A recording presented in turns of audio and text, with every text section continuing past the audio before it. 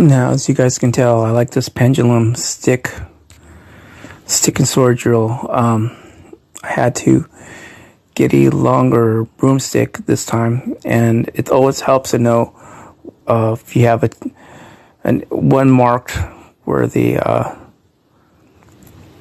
is going to be representing your tip of your blade, your sword blade for the broomstick or whatever you use.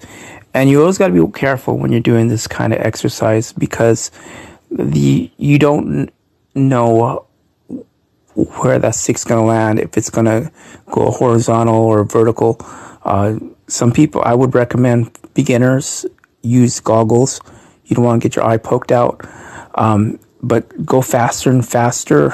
It'll turn like a helicopter or a old airplane blade propeller. And I try to just go back different directions. It's always a fun exercise to do, because what you want to do is to see where your targeting is, where your blocking is. I try to stay in the same place where I train at, but you could put the stick up in a tree or outside, anywhere. All right, you guys.